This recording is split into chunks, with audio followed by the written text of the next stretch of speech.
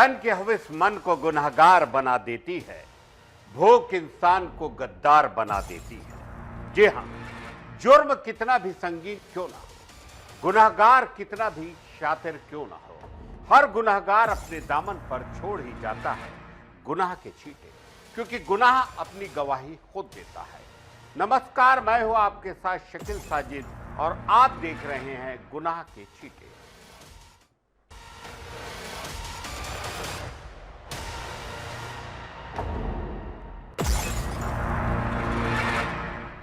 पिछले 10 सालों में पति और पार्टनर बता 10 पुरुषों पर केस दर्ज करवाने वाली महिला के मामले में हाई कोर्ट ने बड़ा कदम उठाया है। एक मामले में हाई कोर्ट ने केस रद्द करने का आदेश दिया और डीजीपी को महिला की जानकारी सभी थानों में भेजने का निर्देश दिया। हाई कोर्ट ने मामला दर्ज करने से पहले पुलिस से जांच करने को कहा है। कर्नाटक में 10 पुरुषों के खिलाफ अलग अलग आपराधिक मामले दर्ज कराने वाली महिला की जानकारी हाई कोर्ट ने सभी थानों में देने का निर्देश दिया। कर्नाटक हाई कोर्ट ने यह आदेश राज्य के डीजीपी को दिया। महिला 2011 से 2022 के मध्य 10 पुरुषों के खिलाफ केस दर्ज करवा चुकी है। निर्देश में न्यायमूर्ति एम नाग प्रसन्ना ने कानूनी प्रक्रिया के दुरुपयोग को रोकने की आवश्यकता पर जोर दिया। एक रिपोर्ट के मुताबिक 28 अगस्त 2022 को मैसूर के होटल ललित महल पैलेस में पीके विवेक ने महिला से एक व्यापारिक लेन देन के सिलसिले में मुलाकात की। इसके कुछ दिन बाद महिला ने विवेक और उनके परिवार के खिलाफ 2 केस दर्ज कराए थे। विवेक ने अपनी याचिका में अदालत में बताया कि महिला पिछले 10 सालों में 10 पुरुषों के खिलाफ इसी तरह के केस दर्ज करवा चुकी है। अदालत ने महिला द्वारा सिलसिलेवार केस दर्ज कराने की प्रवृत्ति पर हैरानी जताई। देखिए ये खास रिपोर्ट।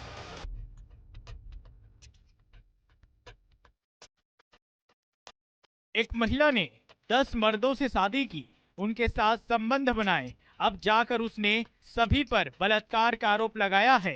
इस केस की सुनवाई कर रहे कर्नाटक हाईकोर्ट ने हाल ही में पुलिस महानिदेशक और महानिरीक्षक डीजीआईजीपी को निर्देशित किया कि वे संदिग्ध महिला दीपिका की जानकारी राज्य भर के पुलिस थानों में डिजिटल रूप से प्रसारित करे और उन्हें उसकी शिकायतों से सावधान रहने के लिए कहे। न्यायमूर्ति एम नाग प्रसन्ना ने कर्नाटक के हासन जिले के सकलेशपुर के काफी बागान मालिक पी के विवेक और उनके परिवार के सदस्यों के खिलाफ चल रहे केस को रद्द करने के बाद यह निर्देश दिया। कोडागू जिले के कुशाल नगर में रहने वाले विवेक और दीपिका 28 अगस्त 2022 को मैसूर के होटल ललित महल पैलेस में एक व्यापारिक काम के सिलसिले में मिले थे। इस दौरान दोनों के बीच संबंध बन गए। इसके कुछ ही महीनों के बाद 8 सितंबर 2022 को दीपिका ने विवेक के खिलाफ बलात्कार की शिकायत दर्ज कराई और कुशाल नगर पुलिस ने दोनों को आपस में मामला सुलझाने के लिए कहा। 19 सितंबर 2022 को दायर एक दूसरी शिकायत में महिला ने दावा किया कि विवेक ने उससे शादी की और उसके तुरंत बाद उसे छोड़ दिया। यह मामला कर्नाटक हाईकोर्ट पहुंचा। कोर्ट में विवेक और उसके परिवार के सदस्यों ने तर्क दिया कि विवेक दीपिका द्वारा दर्ज किए गए 10वें मामले का शिकार है। अपनी दलील में कोर्ट से कहा कि उनके परिवार के सभी सदस्यों को जबरदस्ती इसमें घसीटा गया है। न्यायमूर्ति नाग प्रसन्ना ने कहा कि 2011 से दीपिका ने बलात्कार, क्रूरता, धमकी, धोखाधड़ी आदि का आरोप लगाते हुए अलग अलग पतियों साथियों के खिलाफ 10 शिकायतें दर्ज कराई है।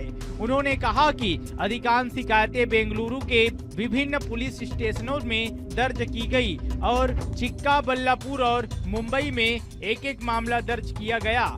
जज ने बताया कि 3 मामलों में ट्रायल कोर्ट ने आरोपियों को बरी कर दिया था और पीड़ितों ने दीपिका के खिलाफ जबरन वसूली और अन्य अपराधों का आरोप लगाते हुए 5 शिकायतें दर्ज की थी।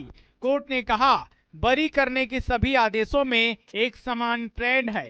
बार बार नोटिस के बावजूद शिकायतकर्ता कोर्ट में उपस्थित नहीं होती है। शिकायतकर्ता ने बिना किसी कारण के कई पुरुषों और उनके परिवार के सदस्यों के खिलाफ केस दर्ज कराए हैं। उन्हें कार्यवाही के जाल में आरोपी बना दिया।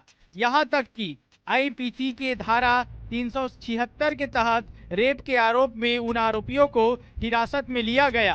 हिरासत में लंबे समय तक रहने के बाद जमानत मिली। सुनवाई के दौरान जज ने कहा कि यह तो इस केस ने तो हनी ट्रैप को भी पीछे छोड़ दिया है। कोर्ट ने कहा, इरादा स्पष्ट है, यह केवल उन लोगों को परेशान करने के लिए है जिनका शिकायतकर्ता से कोई लेना देना नहीं था।